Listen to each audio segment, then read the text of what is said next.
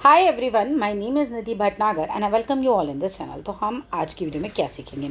आज हम करने वाले हैं क्लास 10th की हिस्ट्री का chapter number 1, the rise of nationalism in Europe. Chapter काफ़ी बड़ा है तो हो सकता है हमें मल्टीपल वीडियोज़ का सहारा लेना पड़े इस चैप्टर को कवर करने के लिए। अभी ये चैप्टर जो है ये हो सकता है पहली बार में बच्चों को लगे कि हाँ भाई ये क्या चैप्टर में पढ़ाना क्या चाह रहे हैं। कभी इसके अंदर आपको जर्मनी के बारे में दिखाई देगा, कभी आपको इटली के बारे में, कभी ब्रिटेन के बारे में, ठीक है, अलग अलग जगह के, फ्रांस के बारे में, ठीक है। तो हम क्या करेंगे इस चैप्टर को, कोशिश में यही करूँगी कि आपको समझा पाऊँ कि एक्चुअली राइटर क्या कहना चाहता है, उसको थोड़े से सिंपल से तरीके में। अब देखो इस चैप्टर को हम शुरू करें सबसे पहले, उससे पहले हम ये बात जान लेते हैं कि पहले दुनिया कैसी थी। लेट्स सपोज ये हमारी पूरी दुनिया है, ठीक है। पूरी दुनिया में कहीं कोई ऐसे देश थे, कहीं ऐसा था कि जब हम दुनिया शुरू हुई होगी तो फिर कहीं से किसी को पता होगा कि भाई ये बाउंड्री है और यहाँ भारत है, या अमेरिका है, ये चीन की बाउंड्री है। ऐसा कुछ था क्या? ऐसा कुछ भी नहीं था, है ना। तो पहले क्या हुआ करता था कि बस मतलब समझो कि पूरी पूरी लैंड है, और ये जो लैंड है ये राजा भी अब नहीं थे। देखो इससे पहले की बात कर लेते हैं, चलो। ये पूरी की पूरी लैंड है, ठीक है।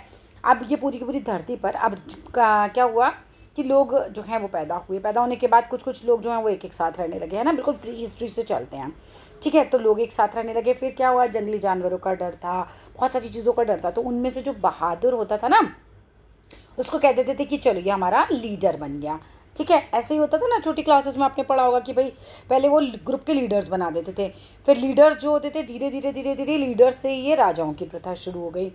अब कहानी आती है यहाँ इस चैप्टर में, कहानी के ज़रिए समझो। तो जो लीडर होता था ना वो धीरे धीरे निर्कुंज होने लगा। What is the meaning of निर्कुंज? एब्सोल्यूटिस्ट। मतलब जैसे किसी के पास ज़्यादा पावर आ जाती है ना, तो वो क्या करता है, उस पावर का मिसयूज़ करता है। और ये एक ना ह्यूमन टेंडेंसी है कि मोस्टली लोगों के साथ यही होता है कि अगर पावर बहुत ज़्यादा आ जाती है तो लोग अत्याचार करने लग जाते हैं पब्लिक पर, है ना। मान लो कि हमारा राजा है, उसके पास बहुत सारी प्रजा है, ठीक है।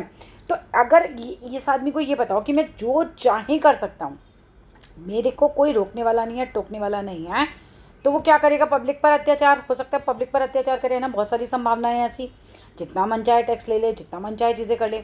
तो ऐसा ही कुछ हुआ, तभी स्टार्ट हुई ये राइज ऑफ नेशनलिज्म की भावना लोगों के अंदर। तब जाके लोगों को समझ में आया कि भाई ये तो हम ना ऐसे तो नहीं रहा जा सकता, है ना, इस तरीके से तो नहीं चलेगा। तब लोगों में नेशनलिज्म यानी कि राष्ट्रवाद की भावना शुरू हुई। और सबसे पहले राष्ट्रवाद की भावना कहाँ शुरू हुई थी? ये शुरू हुई थी फ्रांस में, जो हमने क्लास 9th में चैप्टर 1 देखा था, है ना। तो फ्रांस में भी एक छोटा सा देख लेते हैं 2 मिनट का कि फ्रांस में क्या हुआ था। फ्रांस में देखो यही था ना कि एक राजा दिखाया गया था। उसमें राजा में दिखाते कि बहुत ही छोटी उम्र का राजा होता है वो, उसके ख़जाने खाली होते हैं, उसके पास पैसे नहीं होते हैं, ठीक है। तो वो पब्लिक को ऊपर जो है वो टैक्स लगा देता है। फिर पब्लिक जो होती है वो गुस्सा हो जाती है, बाद में वो उस राजा को मार देती है, ठीक है। कुछ इस तरह की स्टोरी चल रही थी। अब आते हैं हम इस चैप्टर की तरफ, ठीक है, राइज ऑफ नेशनलिज्म। तो यूरोप में फिर क्या हुआ, धीरे धीरे सब जगह जो है ये नेशनलिज्म, राष्ट्र बनाओ, देश बनाओ, संविधान बनाओ, ये वाली चीज़ें शुरू हो गई थी। अब यहाँ पर देखो, आप ये एक पेंटिंग है, ठीक है। अब जो हमारे ये पेंटिंग है इसी के ऊपर से बहुत सारे बोर्ड एग्जाम्स में क्वेश्चन आते हैं, तो इसको देखते हुए चलते हैं। देखो सबसे पहले आपको पेंटिंग का नाम बता देते हैं कि पेंटिंग का नाम क्या है। The dream of world wide democratic and social republics, the pact between the Nations.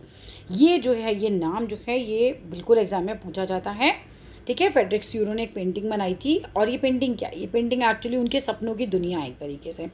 वो जो चाहते हैं उन्होंने वो अपनी पेंटिंग में दिखा रखा है, अपना विज़न जो हो सकता है, ठीक है। तो अब यहाँ से शुरू करते हैं। ये देखो, ये बात कर रहे हैं हम 1848 की। ये एक फ्रेडरिक स्यूरो नाम का एक पेंटर था, एक आर्टिस्ट था। उसने प्रिपेयर की थी अ सीरीज़ ऑफ 4 प्रिंट्स, ठीक है। ये 1848 के काल में क्रांति, जगह जगह नेशनलिज्म की भावना लोगों में बहुत ज़्यादा आ गई थी, ठीक है। उस समय तो वो समझ लो बस चरम पे ही चल रहा था सब कुछ। अब क्या हो रहा है, एक एक लाइन करके पढ़ते हैं, ठीक है। इन 1848 फ्रेडरिक स्यूरो एक फ्रेंच आर्टिस्ट ने प्रिपेयर किया ए सीरीज ऑफ 4 प्रिंट्स, 4 प्रिंट्स बनाए सीरीज, ठीक है, 4 सीरीज में बनाया। Visualising his dream of a world made up of democratic and social republics.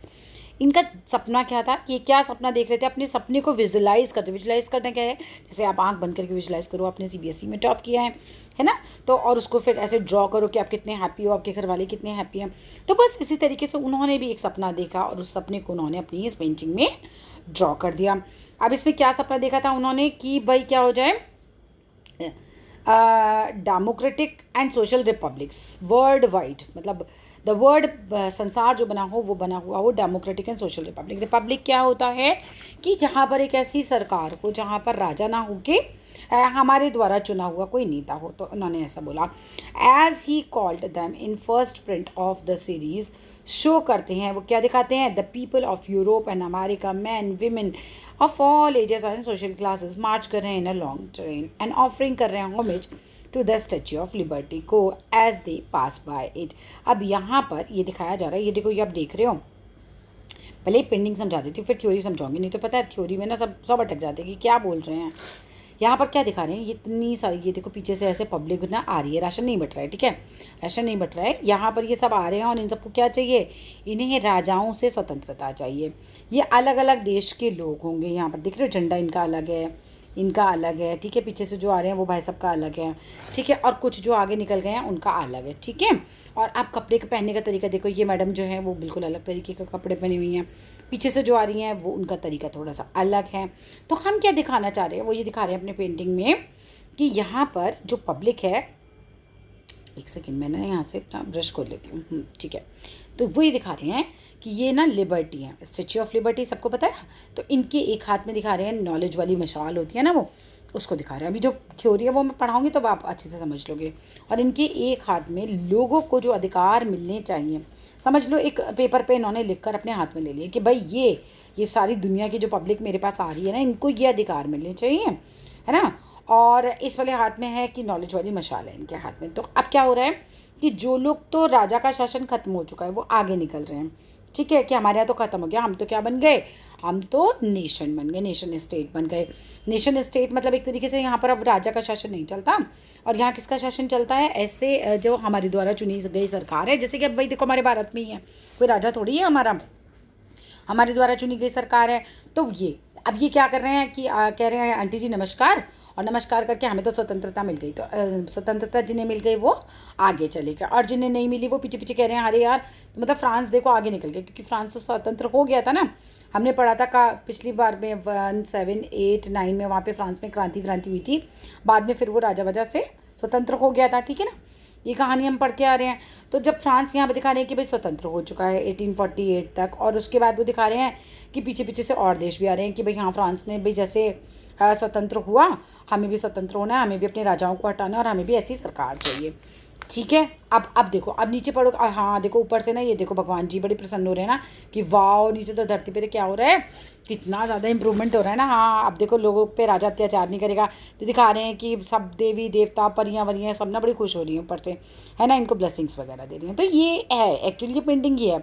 और यहाँ देखो, हम नीचे जी देख रहे हो ये कूड़ा पड़ा हुआ है, इस लोग सब ना खाते खाते जा रहे हैं, पॉपकॉर्न के पैकेट फेंकते जा रहे हैं। बिल्कुल नहीं, ऐसा नहीं है, पॉपकॉर्न के पैकेट नहीं है बच्चों। ये क्या दिखाया है, ये दिखाया है कि राजाओं के मुकुट टूटे पड़े हुए हैं, है ना। तो इस पेंटिंग में दिखा रहे हैं कि पूरी दुनिया के लोग आ रहे हैं, यहाँ से निकल रहे हैं, अब राजा वजा का शासन खत्म हो रहा है, लोग आज़ादी की तरफ जा रहे हैं। सारी ज़मीन में राजाओं के मुकुट वुकुट पड़े हुए हैं, ठीक है। जो आज़ाद हो गए वो आगे चले गए हैं, जो नहीं है वो मैडम को नमस्ते करते हुए, स्टैच्यू ऑफ लिबर्टी को, है ना, होमेज देते हुए, अपना नमस्कार करते हुए आगे निकल रहे हैं। तो ये है वो पेंटिंग। आप चलो आगे पढ़ते हैं इस पेंटिंग के बारे में, ठीक है। तो वापस से लूँ इस पैराग्राफ को, चलो फिर से ले लेती हूँ, ध्यान से पढ़ना इस चीज़ को, है ना। तो इन 1848 फ्रेडरिक यूरो एक फ्रेंच आर्टिस्ट थे जिन्होंने प्रिपेयर किया था अ सीरीज ऑफ 4 प्रिंट्स को, ठीक है। विजुलाइज किया उन्होंने अपना एक सपना देखा अपनी दुनिया का, a word made up of, किससे बना हुआ हो ये संसार, डेमोक्रेटिक यानी कि जनतांत्रिक, जिसमें जनता का शासन हो, and social Republic, social Republic मतलब सामाजिक गणतंत्र हो, एज ही कॉल्ड दैम, ठीक है, जैसा उसको बोलते थे मतलब, ठीक है। The first print of the series क्या शो करता है कि पीपल ऑफ यूरोप के लोग, अमेरिका के लोग, man women of all ages, हर तरीके की एजेस के, और सोशल क्लास के। सोशल क्लास मतलब कि चाहे वो अमीर हो चाहे वो गरीब हो, सब क्या कर रहे हैं, marching in a long train, एक लंबी सी लाइन बनाकर आ रहे हैं ना, ऑफरिंग कर रहे हैं होमेज। होमेज मतलब जैसे सम्मान देना, नमस्ते वमस्ते करते हुए निकलना, किसको, to the Statue of Liberty को, एज दे पास बाय, जैसे जैसे उसके पास से निकलते जा रहे हैं। एज यू वुड रिकॉल, आपको याद ही होगा कि artist of the time of French revolution personify करते थे liberty as a female figure.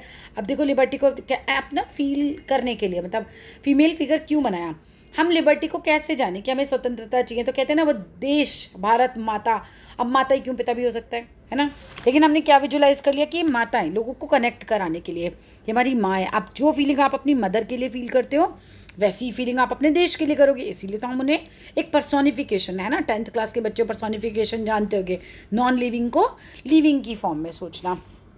तो हम फ्रेंच रेवोल्यूशन के टाइम पे लिबर्टी, है ना, स्वतंत्रता को किसके रूप में देखा गया, एक फीमेल फिगर के रूप में। हेयर यू कैन रिकोगनाइज, आप पहचान सकते हैं, a torch of enlightenment. Enlightenment क्या होता है भाई, जैसे हमारी ज्ञान, जैसे है ना एनलाइटमेंट होता है, बिल्कुल यही इस तरीके की उनके पास क्या है, एक मशाल है एनलाइटमेंट की, ठीक है। और क्या है, she bears in one hand, एक हाथ पे तो क्या करे, टॉर्च ऑफ एनलाइटमेंट है, and a charter of rights of man in other, और दूसरे हाथ में मैंने बताया था ना कि दूसरे हाथ में क्या है, इनके हाथ में अधिकारों का घोषणा पत्र है कि भाई अब इंसानों को, क्योंकि राजा तो रहा नहीं, तो पब्लिक को क्या क्या अधिकार मिलेंगे, है ना। क्योंकि राजाओं के टाइम पे तो पब्लिक को अधिकार ही नहीं था ना, राजा को रात को लगा यार सुबह उठ के ना इस नाई का गला कटवाना है, तो वो अगले दिन कटवा सकता था, उसको तो पूरे अधिकार थे, नाई को कोई अधिकार नहीं था। लेकिन अब क्या आज के टाइम में मोदी जी ऐसा कर सकते हैं, नहीं कर सकते ना, क्यों, क्योंकि हमारे पास अधिकार है। तो यही दिखाया गया है। आगे आते हैं, अब देखो, अब ये समझ में आया यहाँ तक। अब आ गए थे, she bears in one hand and charter in the right of man in other, ये तो हो गया ना। ऑन द अर्थ, ज़मीन पे मैंने क्या बताया था, इन द फोरग्राउंड, बिल्कुल सामने की तरफ, of the image lie the shared remains of the symbols of absolutist nation, और ज़मीन पर जो देश जो हैं वो एब्सोल्यूटिस्ट नेशंस बंच, एब्सोल्यूटिस्ट क्या होता है, पर ये वर्ड ही बता देती हूँ तुम्हें। एब्सोल्यूटिस्ट होते हैं निर्कुंश, जिनके ऊपर कोई अंकुश नहीं हो, है ना। राजाओं के टाइम पर राजाओं पे कोई अंकुश तो होता ही नहीं था ना, वही तो होते थे एब्सोल्यूटिस्ट। एब्सोल्यूटिस्ट मतलब जिसके पास इतनी पावर हो कि वो जो चाहे कर सके, निरंकुश, निरंकुश मतलब जिस पे कोई अंकुश ना हो, ठीक है। तो ऐसे इंस्टीट्यूशंस को दिखाया कि ये तो ख़त्म हो रहे हैं, उन्होंने सपना देखा था कि भाई ये खत्म हो रहे हैं, विजुलाइज कर रहे हैं वो, और सारे मुकुट वुकुट ज़मीन में ऐसे पड़े हुए हैं, सब खत्म हो गया, ठीक है। In Sorrieu's utopian vision, the people of the world are grouped as a distinct nation. अब जो सूरो ने देखा था वो एक तरीके से उस समय के लिए उटोपियन विजन था। What is the meaning of utopian vision, मतलब उसने कुछ ऐसा सोचा जो सच में उस समय के लिए तो पॉसिबल नहीं था, है ना। अभी मैं बैठे बैठे यहाँ सोचने लग जाऊँ कि भाई मैं टीवी में जो भी देख रही हूँ वो मेरे पास सामने आ जाए, हो सकता है फ्यूचर में, जैसे टाइम मशीन। आज के टाइम पर अगर मैं टाइम मशीन के बारे में सोचूं कि मैं मतलब बैठे बैठे सोचूं कि अगर मैं अपने बचपन में चली जाऊं वापस, तो अगर मैं आगे 20 साल बाद बुढ़ापे में चली जाऊं, तो कि मेरे लिए यूटोपियन विजन है जो कि नहीं है, मतलब वो मैं सिर्फ कल्पना कर रही हूँ, ऐसा सच्ची में थोड़ी हो सकता है। तो ऐसा ही, लेकिन सूरो जो थे वो थे, ठीक है, 1848 में जब लोगों के मन में ये सब भावनाएं आ चुकी थी, क्रांति चल रही थी, तो उन्होंने भी देख लिया एक सपना कि हाँ भाई हम जो चाह रहे हैं राजा वाजा सब खत्म हो जाए और जो देश है वो जैसे है इस तरीके से बन जाए, ठीक है। तो the people of the world are grouped in distinct nation, की लोग जो हैं वो कैसे हैं, पूरे वर्ल्ड के अलग अलग नेशन, ये चाइना हो गया, ये भारत हो गया, नेपाल हो गया, ऐसे से डिस्टिंक्ट नेशन सबके बन जाएं, ठीक है। अब नेशन आइडेंटिफाई करें हम किसके द्वारा, अगर आप देखो तो लाइन में कैसे हम आइडेंटिफाई कर रहे हैं, थ्रू द फ्लैग्स, अलग अलग फ्लैग्स हैं लोगों के पास, और दूसरा नेशनल जो उन्होंने अपने कॉस्ट्यूम पहने। अब आप देखो पहनावा, देखो भारत के लोग अलग तरीके के कपड़े पहनते हैं, अगर हम बात करें जापान तो उनका थोड़ा पहनावा हमसे अलग है ना। तो पेंटिंग में भी उन्होंने ऐसे दिखाया हुआ है। लीडिंग द प्रोसेशन को लीड कौन कर रहा है, वे पास निकल रहे हैं द स्टेच्यू ऑफ लिबर्टी से are the union states and Switzerland, ये लोग आगे निकल गए हैं, ठीक है। By the time we already nation state which by this time, इस समय तक ये दिखाया गया है कि ये ऑलरेडी नेशन स्टेट बन चुके हैं, फ्रांस वगैरह ये सब नेशन स्टेट्स बन चुके हैं। तो इनके आगे बढ़ते हैं। आइडेंटिफाइनेबल है by the revolutionary try colours से। अच्छा, और हम इन्हें कैसे आइडेंटिफाई कर सकते हैं, क्योंकि इनके हाथ में जो है वो क्या है, 3 कलर का झंडा है। ये ट्राई कलर कौन से हैं, 3 कलर फ्रांस के झंडे के, ये गूगल पे सर्च करना, मुझे यहाँ नहीं दिख रहे हैं। हैज़ रीच्ड द स्टेचू, और दिखा रहे हैं कि ये सब जो है वो स्टेचू तक पहुंच गए हैं, मतलब ये दिखा रहे हैं कि जो मान लो ये स्टेचू खड़े हैं ना, तो इसके आगे जो देश निकल गए वो आज़ाद हो गए, फ्रांस वगैरह तो आज़ाद हो गए, दिखा रहे हैं उनके सपने में। और यहाँ पर जो पीछे पीछे आ रहे हैं वो कह रहे हैं हमें भी आज़ाद होना है राजाओं से, ठीक है। अब यहाँ पर ना 2 डेफिनेशन दे रखे हैं जो कि मोस्ट इंपॉर्टेंट है, इनको भी समझ लो। एब्सोल्यूटिस्ट क्या होता है, तो लिटरली अगर हम देखें वर्ड टू वर्ड, इसका मतलब क्या होता है, अ गवर्नमेंट और system of rule that has no restraints, मतलब जिस पर कोई भी रिस्ट्रेन ना हो, जिस पर कोई अंकुश ना हो, know on the power exercise, जो भी उसकी पावर है उस पर कोई भी रिस्ट्रेंट्स ना हो, मतलब कोई भी अंकुश ना हो। इन हिस्ट्री की अगर हम इतिहास की बात करें तो द ड्रम रेफर करता है to the form of monarchial government, क्योंकि मोनार्कियल गवर्नमेंट ही तो, जो राजा वाली गवर्नमेंट है वही तो एक ऐसी गवर्नमेंट है ना जिस पर अंकुश नहीं होता। बाकी तो सारी भैया हमारी जैसी गवर्नमेंट है, एक तो राजा वाली होती है, एक बिना राजा वाली होती है, तो बिना राजा वाली पे तो ऑब्वियसली अंकुश होता ही है ना। एक आदमी के हाथ में सारी पावर नहीं होती है। And that was centralised, militarised and repressive. और ये कैसी होती है मोनार्कियल गवर्नमेंट, कैसी होती है? सेंट्रलाइज्ड। मतलब क्या होता है कि एक ही आदमी के हाथ में, सेंटर में समझ लो सारी पावर है, पूरे देश की सेंट्रलाइज्ड पावर किसके हाथ में है? राजा जी के हाथ में है, ठीक है। केंद्रीयकृत जिसे हिंदी में बोलते हैं, सैन्य बल सारा का सारा उसके हाथ में ही है। और रिप्रेसिव मतलब दमनकारी, दमनकारी बोले तो मान लो मेरा कोई बिजनेस है, मेरे राजा को समझ में नहीं आया क्या, नहीं तो राजा क्या करेगा, मेरे बिजनेस को ख़त्म कर सकता है। 1 मिनट में बोलेगा कि इसके खेत पे घोड़े चला दो, तो वो दमनकारी नीतियाँ हो जाती हैं एक तरीके से, ठीक है। तो वो है तो ऐसा होता है एब्सोल्यूटिस्ट, ठीक है। अब यूटोपियन क्या है? A vision of a society that is so ideal, इतना आइडल, इतना ideal, that is unlikely to actually exist, मतलब हो ही नहीं सकता।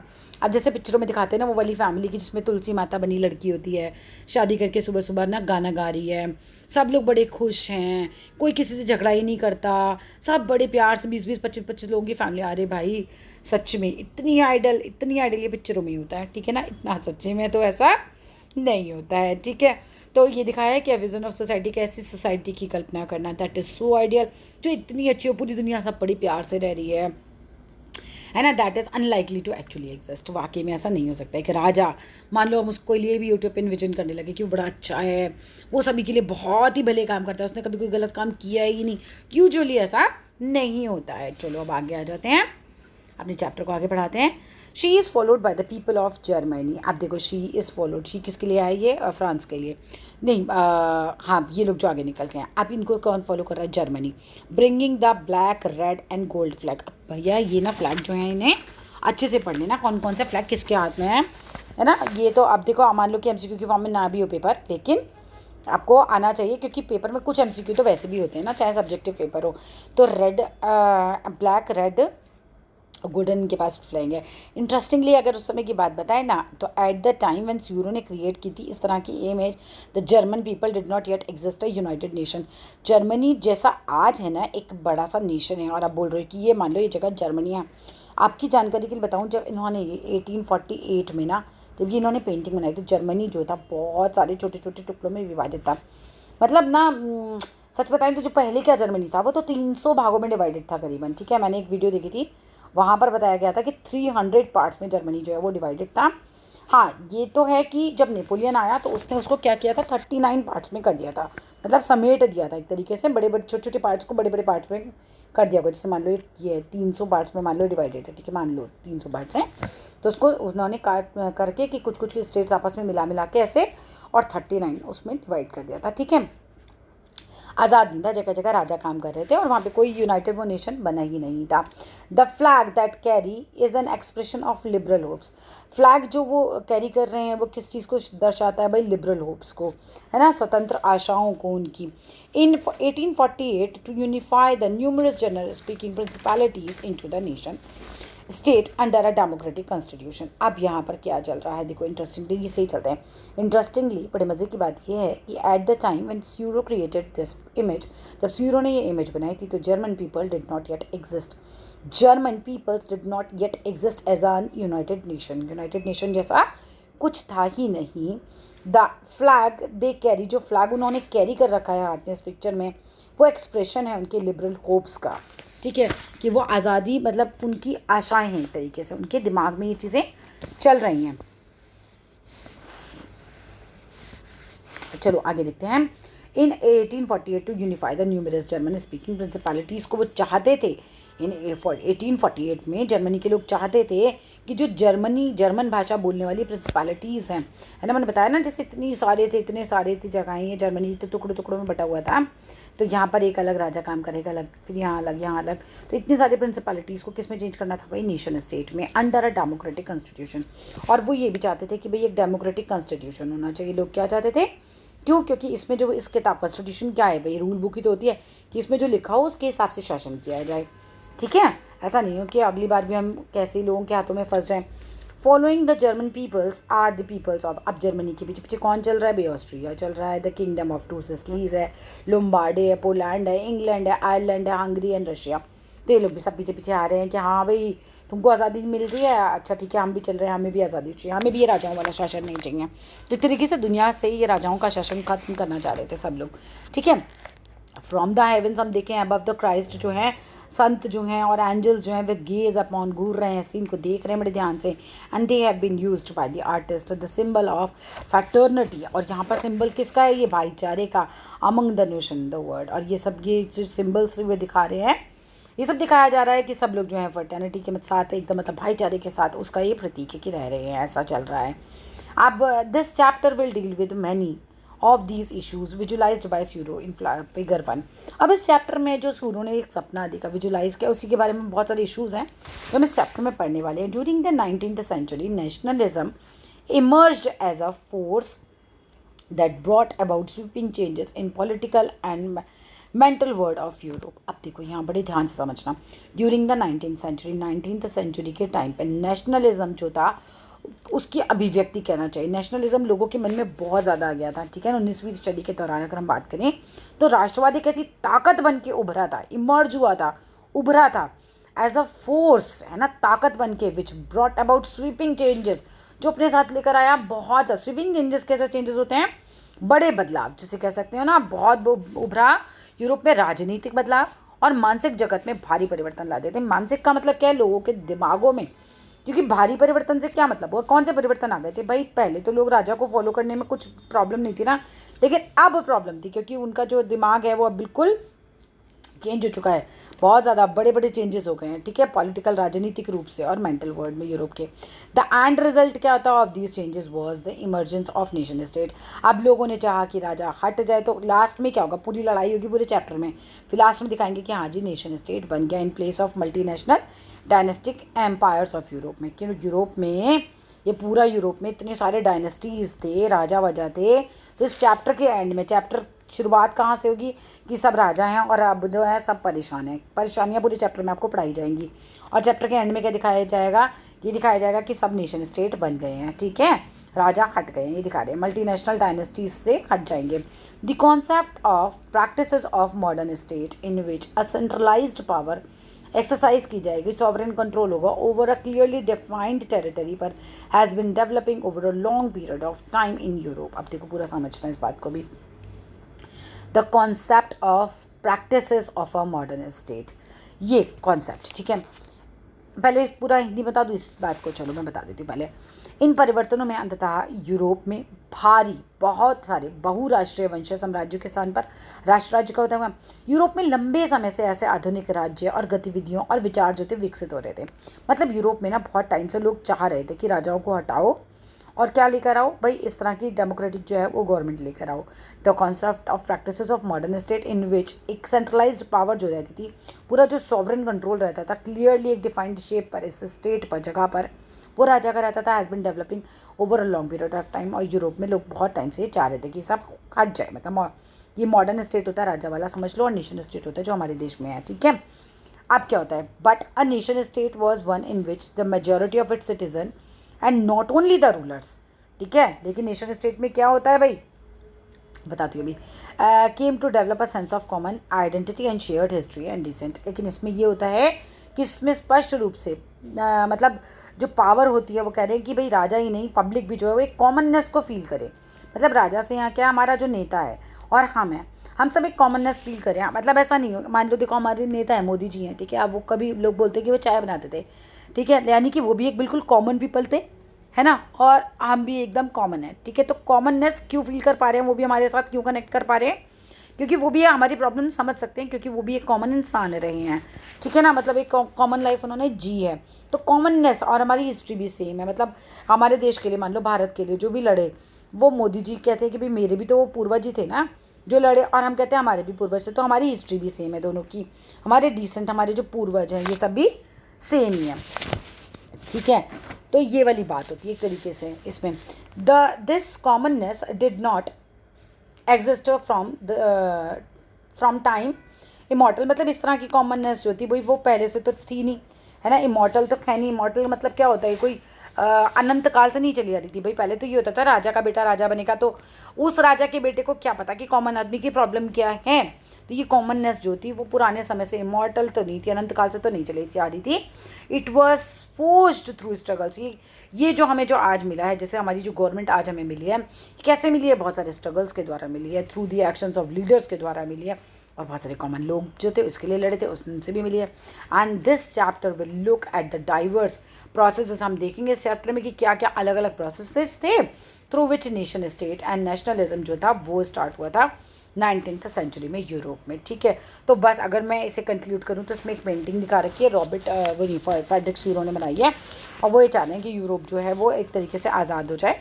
ठीक है, तो वो अपने सपने को देख रहे हैं। अब आ जाओ यहाँ से, कहानी जो हमारा असल चैप्टर तो यहाँ से शुरू है, लेकिन ये मत मानना कि वो असल नहीं था तो उसमें से क्वेश्चन नहीं आएंगे। फ्रेडरिक यूरो की पेंटिंग से क्वेश्चन आते हैं।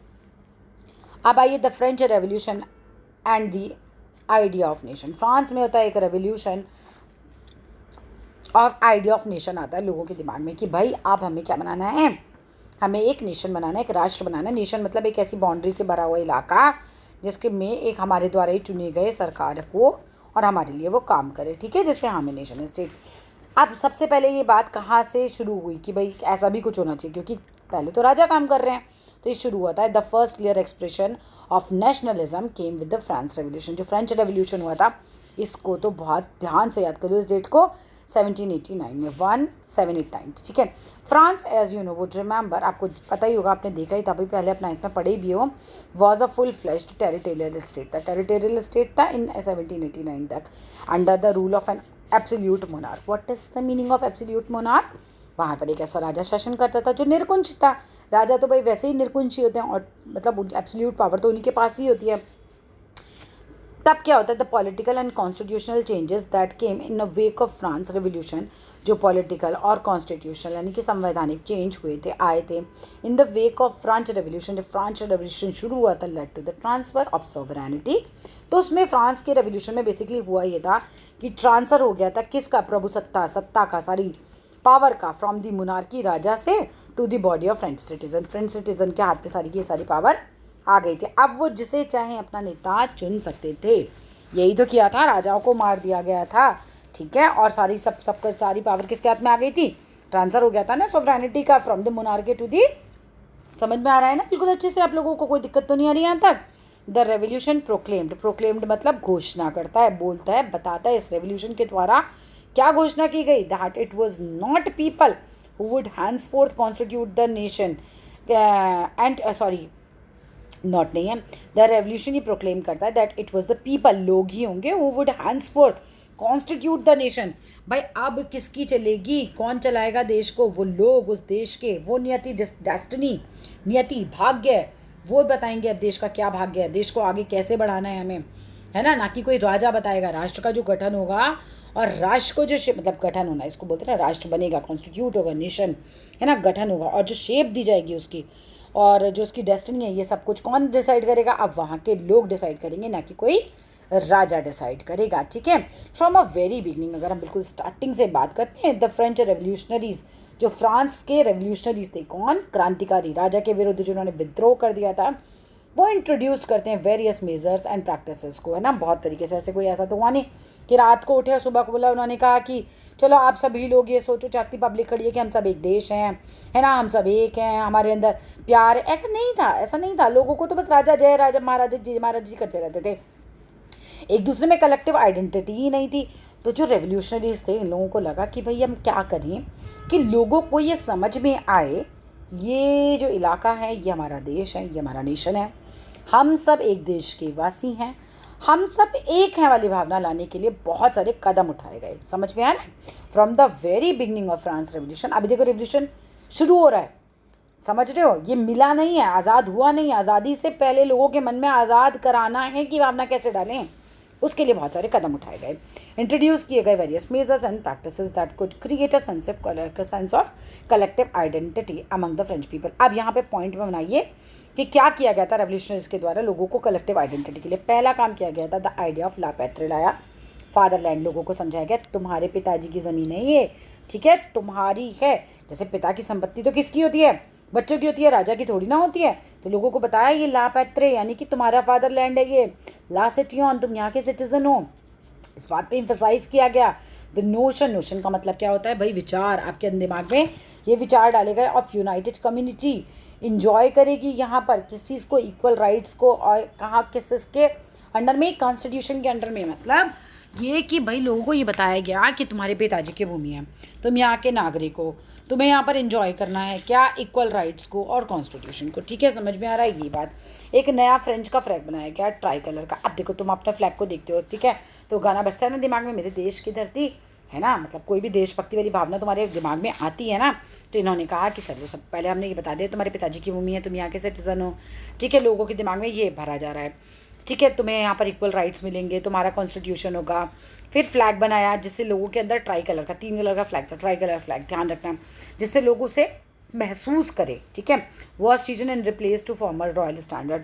और किसको रिप्लेस किया गया, जो राजा वाला फ्लैग था ना उसको हटा दिया और एक नया फ्लैग लाए। क्रांतिकारी कर रहे हैं सब कुछ, ठीक है, लोगों के दिमाग में डालने के लिए।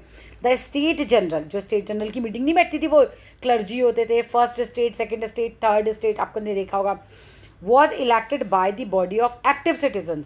और उसको नाम क्या दिया इस बार, नेशनल असेंबली। उन्होंने कहा हम आपकी नहीं सुनेंगे, हम अपनी बनाएंगे। एक्टिव सिटीजन्स जो टैक्स वगैरह पे करते थे, ठीक है, उन्होंने बनाई नेशनल असेंबली। बड़ा इंपॉर्टेंट पॉइंट है, नेशनल असेंबली क्यों बनाई गई थी ये ग्रुप, क्योंकि उन्होंने कहा था कि हमें नहीं सुननी राजा की हर बात पे, हैं हम क्यों चले, हम इनके हिसाब से क्यों करें अपनी लाइफ का सारे काम।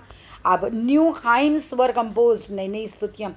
हाइम्स जैसे मान लो, देखो मैं मान लो हिंदू हूँ, ठीक है, अब मैं ओम का उच्चारण कर रही हूँ, ओम, तो मुझे मैं अपने भगवान को फील कर पा रही हूँ, है ना। अब मान लीजिए कि कोई बच्चा मुसलमान है, वो अपने अपने जो भी वो बोलते हैं अल्लाह अकबर और समथिंग लाइक दैट, तो वो अपने अल्लाह को फील कर पाते हैं। तो सेम एज नई नई हाइम्स, नई नई स्तुतियाँ कंपोज की गई लोगों को देश से related, right.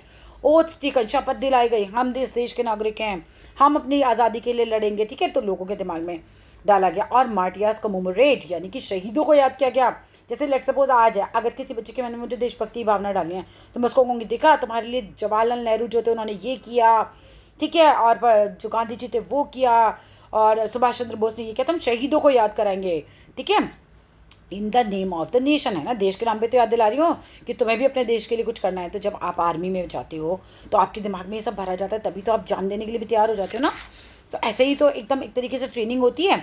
A centralised administrative system was put in place and formulated uniform laws for all the citizens within its territory. और एक काम और क्या किया गया, सेंट्रलाइज्ड मतलब एकीकृत, बिल्कुल बीच में समझ लो ये, है ना, सबके लिए सेम ही चलेगा।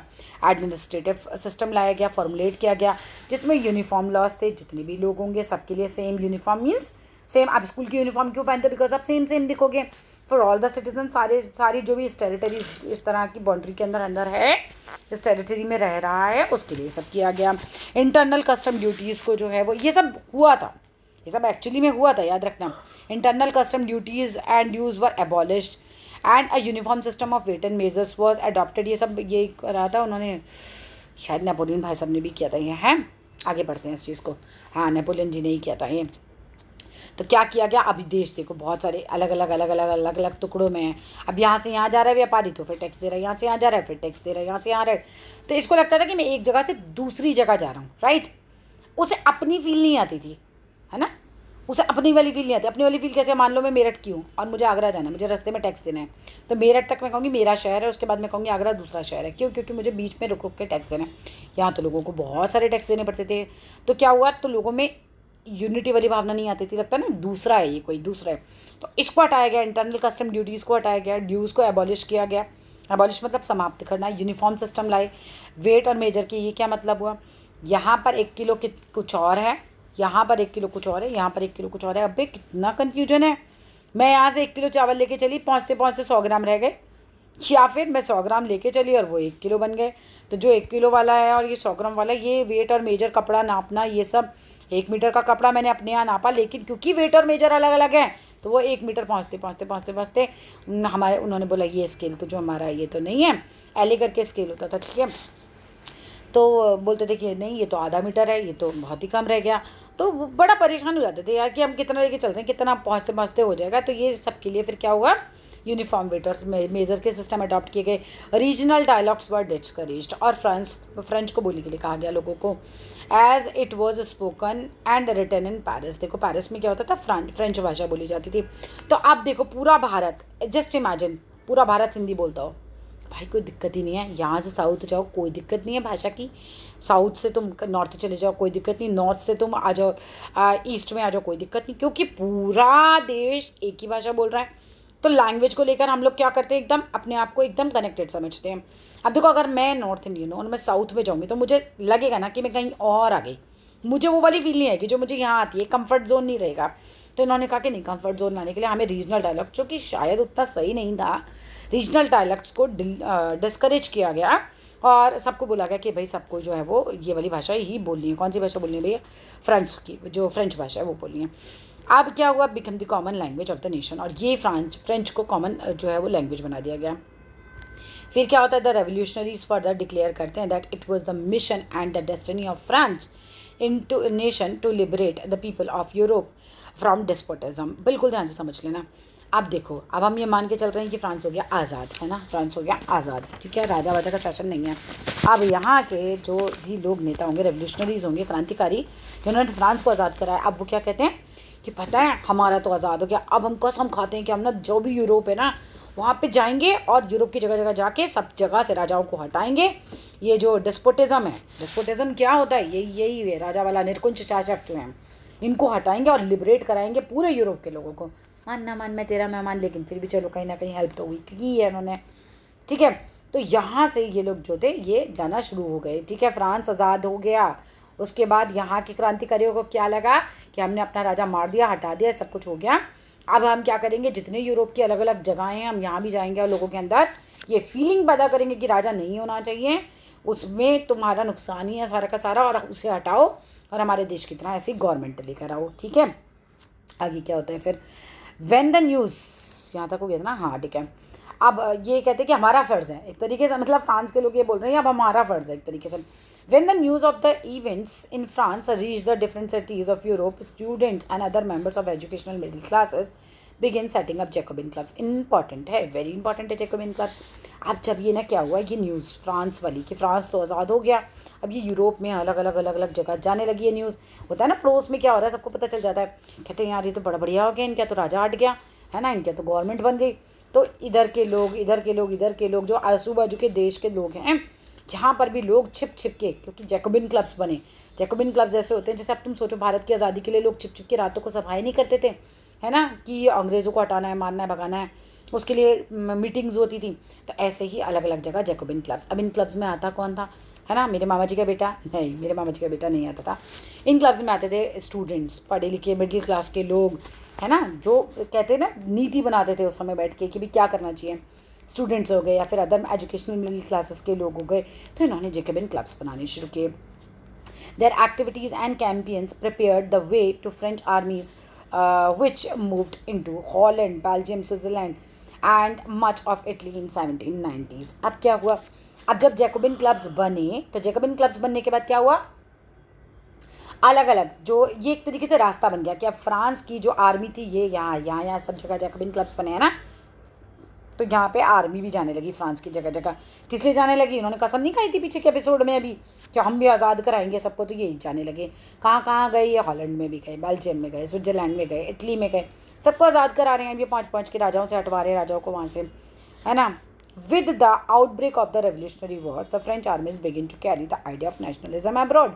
और आउटब्रेक इस तरीके से, ये जो रेवोल्यूशनरी वॉर, एक क्रांतिकारी युद्ध इन्होंने छेड़ दिया था कि दुनिया से हम राजाओं को हटाएंगे और हम यहाँ पर राष्ट्र लेकर आएंगे, मतलब पूरी दुनिया को हम राष्ट्र में बांटेंगे और यहाँ पर चुनी हुई हमारी सरकारें होंगी। ये लोग ये चाहते थे एक्चुअली, और ये आइडिया जो था क्योंकि लोगों को पसंद आ रहा था इसलिए ये दिमागों में बैठ रहा था। नेशनलिज्म की जो फीलिंग थी वो अब्रॉड जा रही थी, ठीक है। आई होप समझ में तो आ रहा होगा, ठीक है। नहीं आ रहा है तो कमेंट बॉक्स में बताना, और आ रहा है तो बिल्कुल बताना, ज़रूर बताना, है ना। आप आओ आगे देखते हैं। With in the wide swathe of territory that came under the control, Napoleon set about introducing many of the reforms that he had already introduced in France. अब देखो नेपोलियन भाई साहब थे फ्रांस के, ठीक है, फ्रांस आज़ाद हुआ था, हमने पढ़ लिया। फ्रांस आज़ाद हुआ, आज़ाद होने के बाद नेपोलियन भाई साहब ने यहाँ क्या किया, हाँ यहाँ पर बहुत सारे सुधार किए। अब जो सुधार इन्होंने अपने यहाँ किए थे वो सुधार ये लेकर बोले कि हम तुम्हारे यहाँ भी करेंगे, तुम्हारे यहाँ भी करेंगे, तुम्हारे यहाँ भी करेंगे। नेपोलियन को दुनिया जीतनी थी, उसे सब कुछ चाहिए था, ठीक है। तो ये सुधार करने के लिए सब जगह जाने लगा, ठीक है। यहाँ देखो, with in the wide swathe of territory, जितना भी फ्रांस के कंट्रोल में बहुत सारी जगहें आ गई थी बाद में, ठीक है। फ्रांस ने बहुत सारी जगहें जीत ली थी युद्ध कर करके, केम अंडर इस कंट्रोल। तो क्या करता था नेपोलियन ने, set about introducing many reforms. Napoleon ने बहुत सारे रिफॉर्म्स यानी कि सुधार को उन देशों में भी इंट्रोड्यूस किया, उन जगहों पे भी इंट्रोड्यूस किया जो उसने जीत ली थी, that had been already introduced, उसने फ्रांस में कर दिए थे। सुधार क्या थे, पढ़ना बहुत इंपॉर्टेंट है। Through a return to monarchy, Napoleon had no doubt destroy, उसने किया था डेमोक्रेसी को इन फ्रांस में। अब भैया नेपोलियन भाई साहब ने, हाँ ये भी हुआ था, ये भी बड़ा इंपॉर्टेंट बात है। देखो बेचारे रेवोल्यूशनरी लड़ाई, राजा को मार दिया, हटा दिया। अब नेपोलियन आया, ऐसे फिर से राजा वाला शासन ले आया। हाँ सुधार बहुत सारे इसने किए थे, ये इसमें कोई डाउट नहीं है कि इसने बहुत सारे सुधार किए थे। लेकिन नेपोलियन के टाइम पर वो कह रहे हैं क्या हुआ, जो नो डाउट वो कह रहे थे डिस्ट्रॉय उसने कर दी डेमोक्रेसी। डेमोक्रेसी क्यों डिस्ट्रॉय कर दी, क्योंकि वो खुद ही उसको ऐसा लगने लगा वाह मैं तो राजा बन गया, मैं तो जो चाहे कर सकता हूँ। तो डेमोक्रेसी तो फिर ख़त्म हो गई ना फ्रांस में। But in the administrative field अगर हम बात करते हैं तो he had incorporated revolutionary principles, उसने बड़े सारे मतलब कहना चाहिए क्रांतिकारी सिद्धांत जो थे वो लेकर आए, in order to make the whole system more rational. Rational का मतलब तर्क संगत, कि भाई ये चीज़ सही है ये गलत है, इस हिसाब से इसने बहुत सारे चेंजेस किए।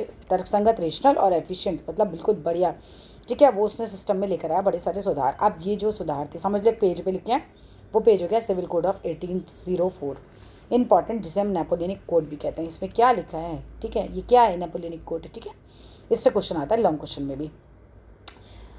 इस नेपोलियन कोड में लिखा था did away all the privileges based by birth, इसने कहा कि जो भी प्रिविलेजेस, जो भी अधिकार आपको आपके जन्म के आधार पर मिले हैं, ख़त्म।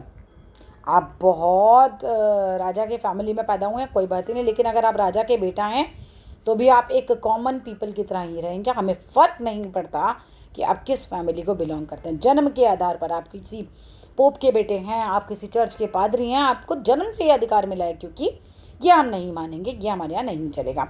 बहुत बढ़िया चीज़ है, क्योंकि इसने इक्वालिटी लिखा रहती है, ये चीज़ स्टैब्लिश किया उसने इक्वालिटी को बिफोर द लॉ, कि भाई कानून की नज़र में सब बराबर है। सिक्योर्ड किया राइट टू प्रॉपर्टी, लोगों को नहीं था पहले प्रॉपर्टी, तो पहले राजा जी की हुआ करती थी, तो उसने कहा नहीं, प्रॉपर्टी जिसने खरीदी है उसका अधिकार होना चाहिए। This code was exported to the regions under French control. ये कोड नेपोलियनिक कोड में जो बातें लिखी गई कि भाई बर्थ के आधार पर प्रिविलेज नहीं मिलना चाहिए, इक्वालिटी होनी चाहिए लॉ के सामने, ठीक है, राइट टू प्रॉपर्टी होना चाहिए, तीनों बातें जो थी फ्रांस के कंट्रोल में जो भी जगहें आती जा रही थी वहाँ पे ये बातें एक्सपोर्ट भी हो रही थी, है ना। बंदा एक्सपोर्ट होगा तो बातें भी एक्सपोर्ट होंगी, आगे टेरिटरी बढ़ रही है। तो लेट सपोज ये मेरा घर है, अगर मैं बाजू वाला भी खरीद लूँ तो उसमें भी तो वैसे ही रिनोवेशन कराऊंगी ना जैसे अपने इस वाले घर में कराऊंगी। बस ये वही चल रहा था। In the Dutch Republic, in Switzerland, in Italy, in Germany, ये सब जगह ये बातें जा रही थी। नेपोलियन ने सिंप्लीफाई किया एडमिनिस्ट्रेटिव डिविजन्स को। एडमिनिस्ट्रेटिव डिविजन्स को उसने कैसे किया, मान लो जर्मनी की बात करो, जर्मनी 300 भागों में बटा हुआ था। माय गुडनेस, 300 भाग, और हर भाग पे कोई और ही राज कर रहा है। कितना मुश्किल होगा इसे संभालना, है ना, कितना मुश्किल हो जाता होगा। लेट सपोज एक अनाथ आश्रम है, उसमें 300 बच्चे रहते हैं और 300 के 300 बच्चे अलग अलग कमरों में रह रहे हैं। टफ है, हर एक कमरे में जा के चेक करना हर चीज़ को, टफ है ना।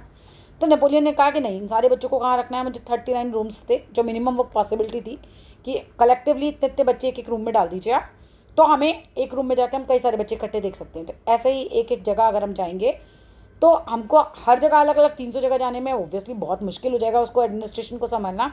उसने 39 में चेंज कर दी उन 300 जगहों को मिला के आपस में, ठीक है। तो उसने क्या किया, एडमिनिस्ट्रेटिव डिविजन्स को सही किया। एबॉलिश किया फ्यूडल सिस्टम। फ्यूडल सिस्टम क्या होता है बेटा पार्टी, किसी को आता है फ्यूडल सिस्टम, जो जागीरदारी का सिस्टम होता था, है ना, जमींदार जो था पैसे लिया करता था। फ्री कर दिया पीजेंट्स को from serfdom. What is the meaning of serfdom? Serfdom का मतलब होता है जैसे आप गुलाम बना के काम करवाते हो ना, उसको बिल्कुल समझ नहीं आता था, कह रहे थे बिल्कुल दास प्रथा जो होती है, सर्वदम भूदास, भूमि का दास बना दिया जाता है लोगों को, ठीक है। तो ये तो गलत है, उसने इस बात को भी ख़त्म किया। एंड मोनोरियल ड्यूज़ को, मोनोरियल ड्यूज़ क्या होते हैं भाई, बताओ मोनोरेल ड्यूज़ क्या होते हैं? किसी को आता है मोनोरेल ड्यूज़? यही जो मतलब कहना चाहिए जागीरदारी शुल्क जो लिया जाता था, जागीरों पर पैसा लिया जाता था ना, मेरी जागीर है, मेरी ज़मीन है, इस पर काम कर रहे हो, पैसे दो, ये सब। In the towns too guild restrictions were removed, guild restrictions को हटा दिया क्या?